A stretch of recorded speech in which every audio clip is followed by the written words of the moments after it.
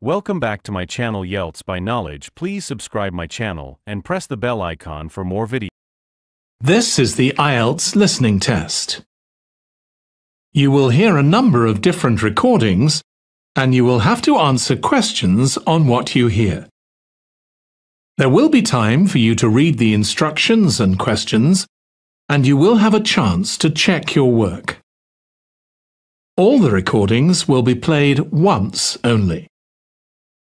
The test is in 4 parts. At the end of the test, you will be given 10 minutes to transfer your answers to the answer sheet. Now turn to Part 1. Part 1. You will hear a man called David asking for information about how to place an advertisement for selling his laptop and other items. First, you'll have some time to look at questions 1 to 5.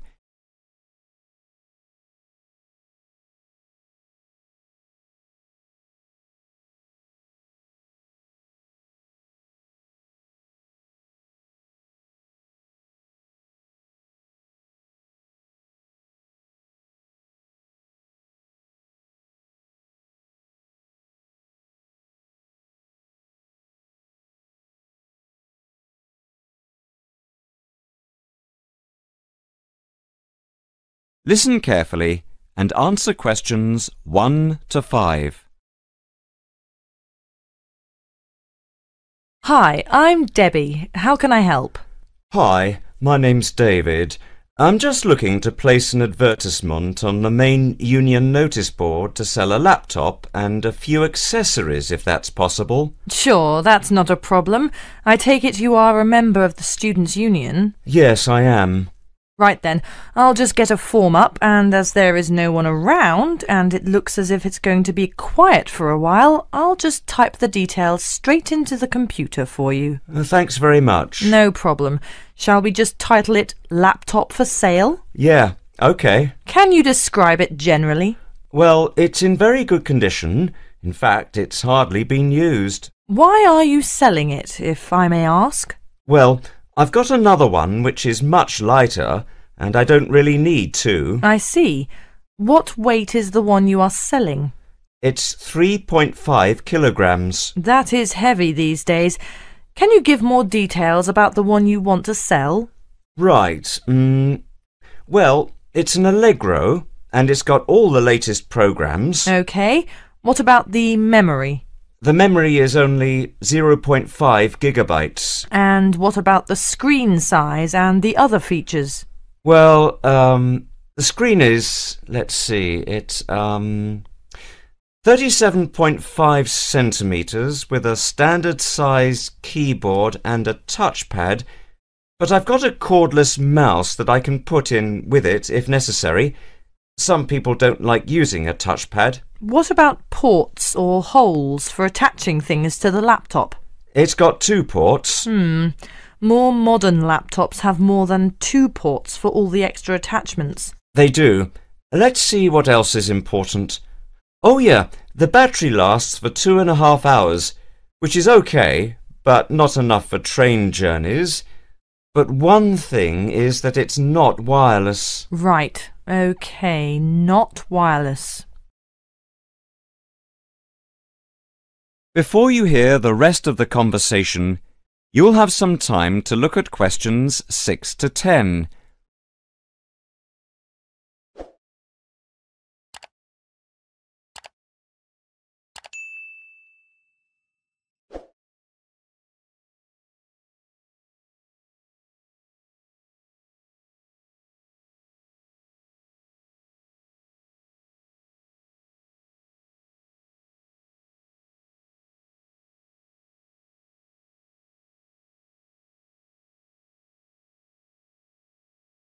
Now listen and answer questions 6 to 10. Anything else I can put on the advertisement?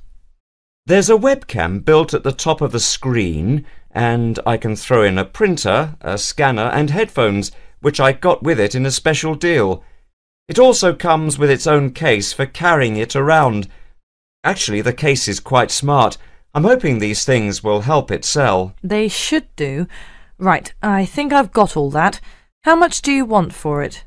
That I'm not sure about.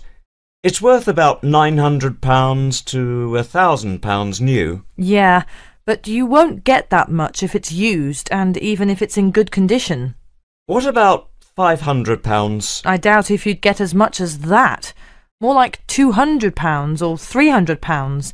If you look at the notice board, there is one on there which is comparable to yours, and it's not more than about £250, I think. As little as that? I'm afraid so. Shall we say £300? OK, put that. Can I take some contact details for the advert? The name's David Bristow. Bristow? Yes, that's it. And a mobile or email? Both if you want. That's 09875 423387. That's it. If you send the picture, I'll add it and print it out and stick it up for you.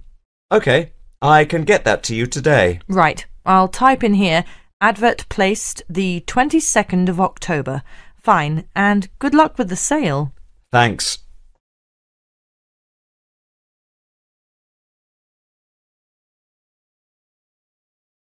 That is the end of part 1. You now have 1 minute to check your answers to part 1.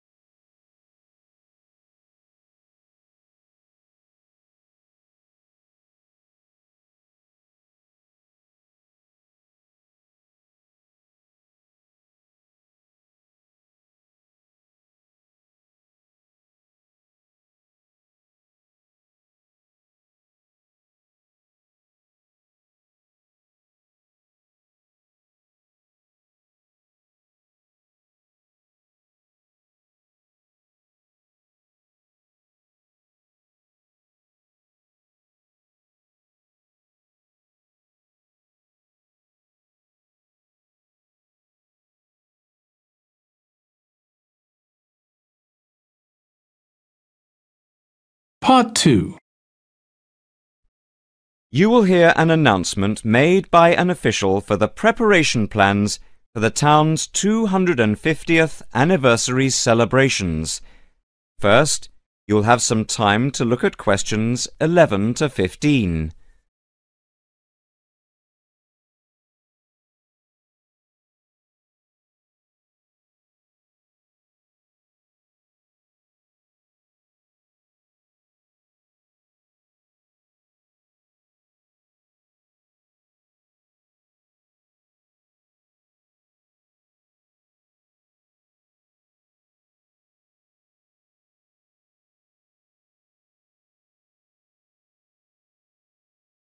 Now listen carefully and answer questions 11 to 15. And now for the preparation plans for the town's 250th anniversary celebrations. We are going to follow the same system we had last year, but with a few changes to increase the party spirit. First of all, this time we are going to make the concert on the beach open to everyone without charge. This is because we have been given money by the council for the celebration, and also because last year we had so many problems with keeping people out who had not paid. And on top of this, people will not have to pay for refreshments either, as these are being donated. Right now, we are going to divide into 4 teams. The first one, the beach team, will be responsible for cleaning up the beach on the Saturday morning, picking up litter, bottles, plastic bags, wood, and anything else that's lying around. Everyone is meeting at the beach shop at 8 a.m. It's an early start, but we want to give everywhere a good, thorough clean. We have had permission from the council to close the beach to get it ready for the anniversary celebration on Sunday. The second team will be responsible for setting out seating in the square for the speeches and prize giving, Again, an early start is preferable, but the vans with the seats can't be there until 9 a.m., so shall we say that everyone should meet at the village hall at 9:30? Starting then will allow extra time if the vans are late. Before you hear the rest of the talk, you will have some time to look at questions 16 to 20.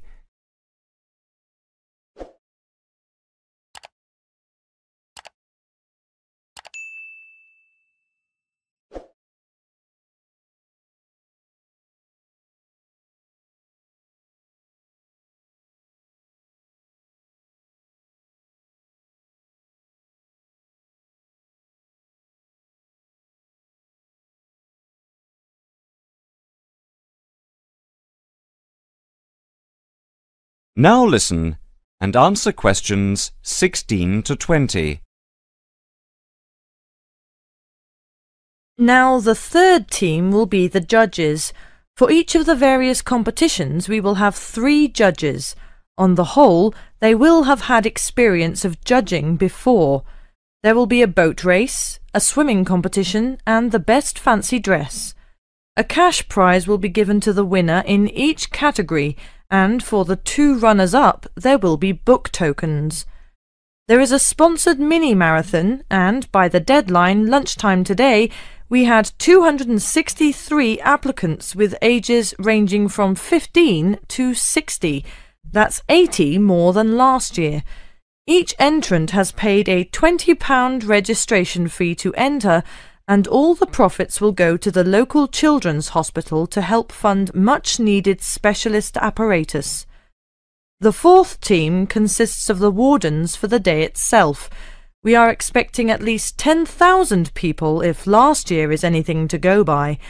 The fields near the entrance to the beach can be used as car parks, and we need wardens to help make sure the actual parking is more organised than last year, which was a mess. We also need someone to be in charge of the first aid, which will be at the entrance to the beach. Finally, we need some volunteers for the clean-up. Last year we didn't do this very well, and so the council has agreed to provide large bags to collect all the recyclable material like glass and plastic, etc. But we have to deal with the rest like leftover food ourselves. We don't want to leave piles of rotten food around or dangerous bottles.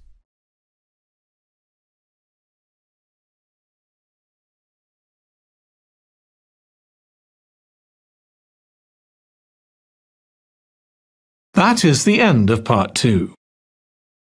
You now have 30 seconds to check your answers to part 2.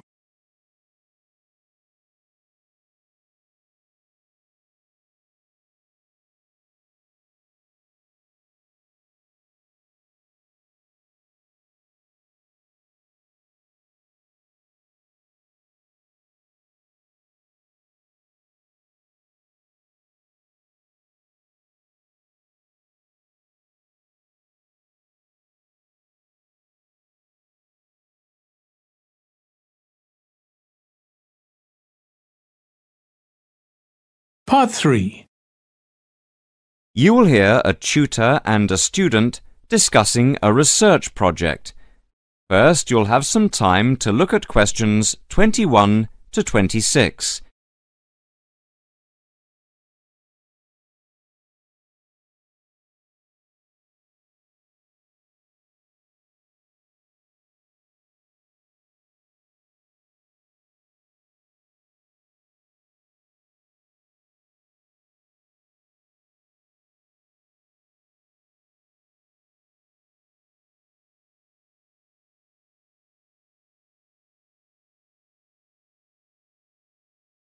Now listen carefully and answer questions 21 to 26.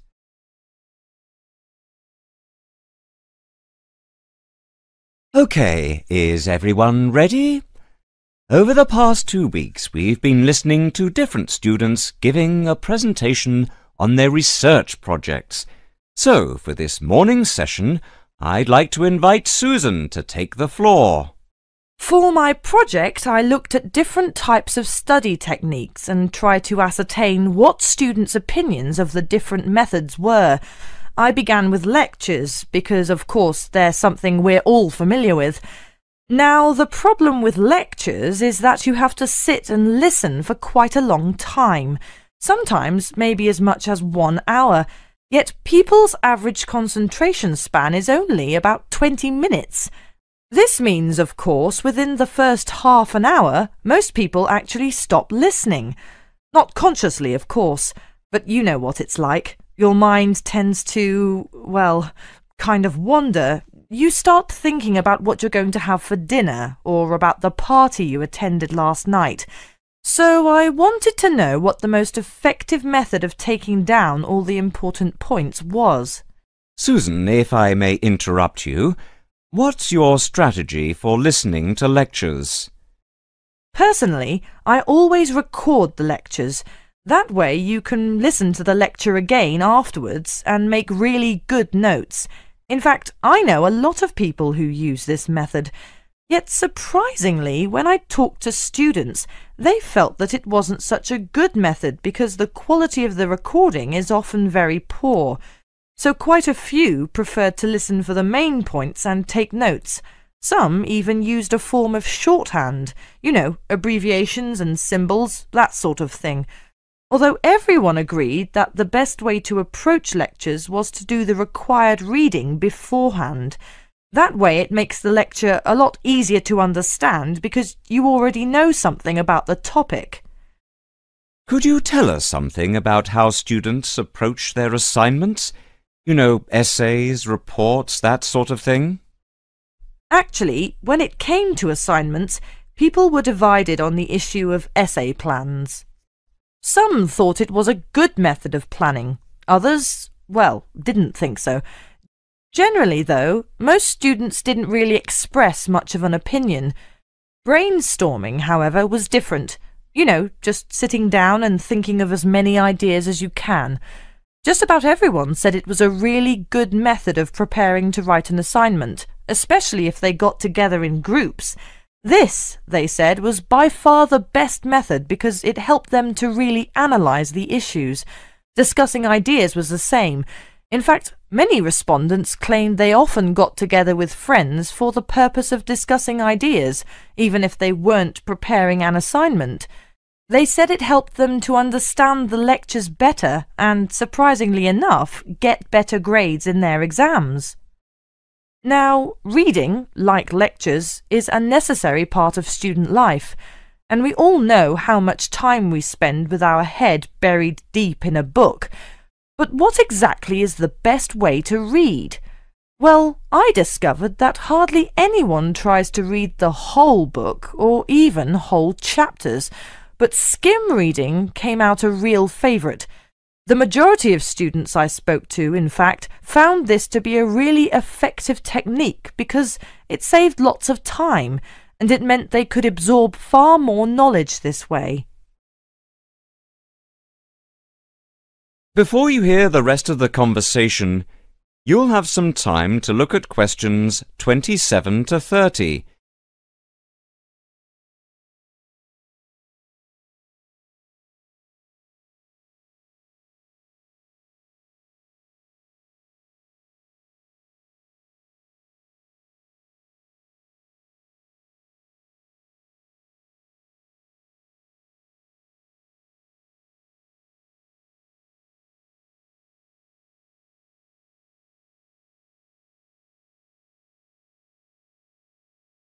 Now listen and answer questions 27 to 30. Susan, in your opinion, what do you think is the biggest problem students face at university? Time management. What I mean to say is that it's a much underestimated skill, and because it's underestimated, it's an area often neglected by students. Especially young students who are used to other people planning their time for them. So I set about asking students exactly how they planned their time. Interestingly, however, nearly everyone said that time management was significant. Yet few people actually used the technique. Most commented that they were too busy with their studies. When it came to studies, I found that the vast majority of students worked part-time, generally in the evening, which most respondents claimed was the best time to study because they'd been thinking about the subject all day and many ideas were fresh in their minds. In fact, they said having to work was the biggest burden they had because it meant they couldn't study in an evening and had to study on weekends instead, when they needed to relax and forget about their studies. A few of the respondents even said they got up early in the morning to study. On the whole, I found that time management is most people's biggest problem, and I feel that more should be done by the university to help students to plan their time more effectively. Sorry, Susan, but I'm going to have to ask you to start wrapping up now. We're quickly running out of time. OK, well, the final component of my research was the dreaded exams. Now, I don't know about you, but I really hate exams. But when I talked to the students, I found that some students actually liked them. They were very much in the minority, though, and most students preferred not to have them. I was, of course, interested to learn just how students prepare for their midterm and end-of-term exams, and here people were evenly divided on the issue. I found that most of the younger students preferred to cram. That is to say, they'd spend many hours just before the exam trying to learn as much as possible. Some even said they stayed up all night and never went to bed. And this was because they were too interested in their social life to pay much attention to exams during the term. Older students, however, were much more conservative. They tended to read much more widely and spend time thinking about the topic, making notes and so forth. They did revise, of course, but they rarely spent time cramming. Cramming, they said, is of no use because you only remember the information for the duration of the exam and forget it afterwards.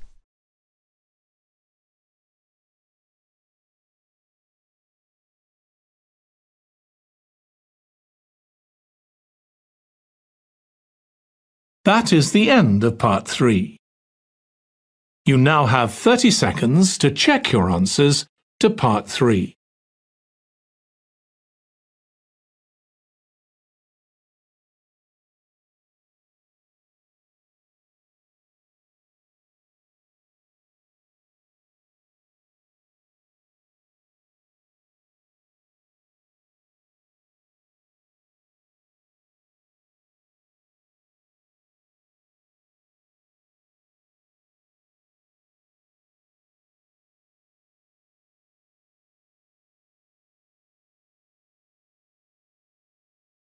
Part 4. You will hear a student talking about a survey conducted among people of different age groups to find out how architecture may affect people's lives. First, you'll have some time to look at questions 31 to 40.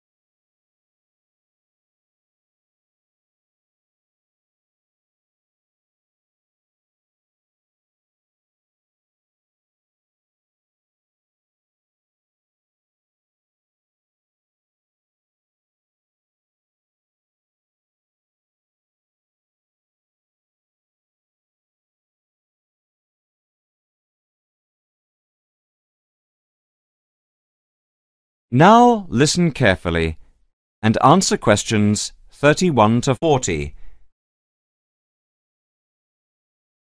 My group has been doing a project on the importance of architecture in people's lives and whether it has any impact on the lives of people in general. The main part I have played is in the collection of data to find out what effect, if any, various buildings have on people's mood, i.e., whether ugly buildings make people unhappy and whether beautiful buildings do the opposite.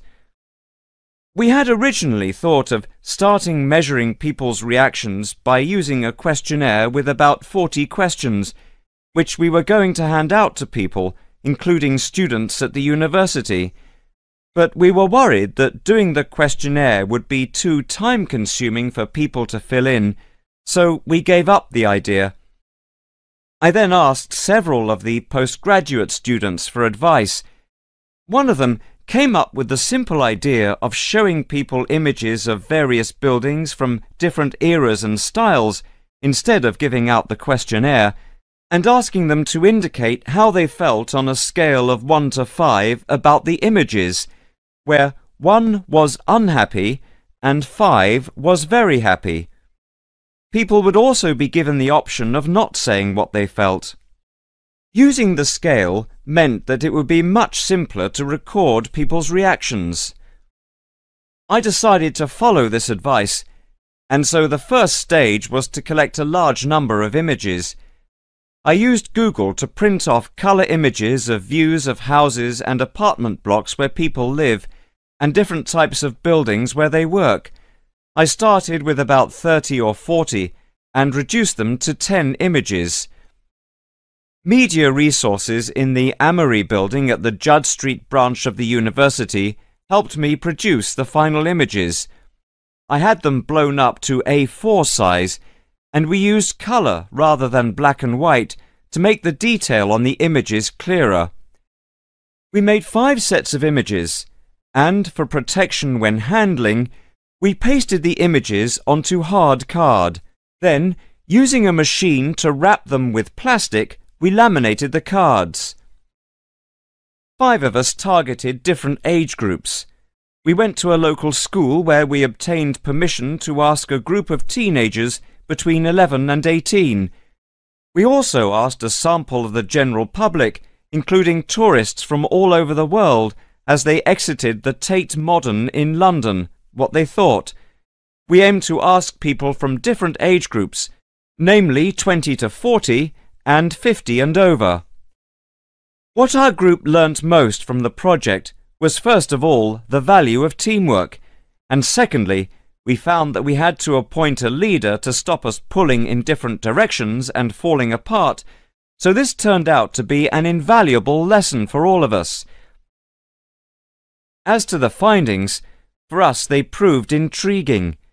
In the end, the sample consisted of 311 respondents. I thought initially that people wouldn't be interested in taking part. With the youngest age group, their reaction was very mixed.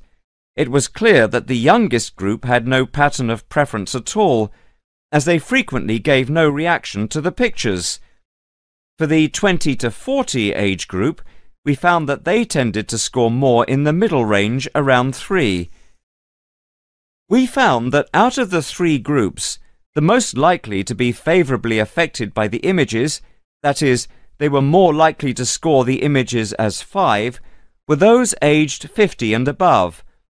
And nobody in this age group failed to say what their reaction was, which was unique for the 3 groups. In total, I have to say that about 71 people indicated that they had no reaction at all to an image. Our general conclusion is that we need to find out more about why people react as they do, by perhaps giving them a chance to give reasons for their decisions. I would like to finish there and give my teammates a chance to add anything I have missed, or take any questions or suggestions.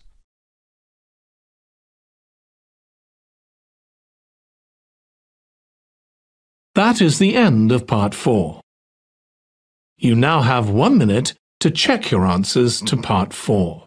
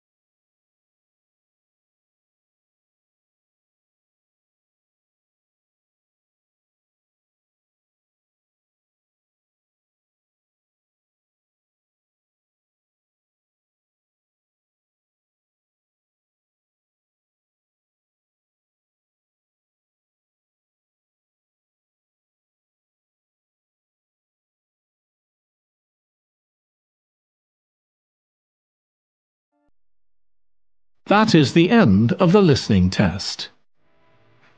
In the IELTS test, you would now have 10 minutes to transfer your answers to the answer sheet.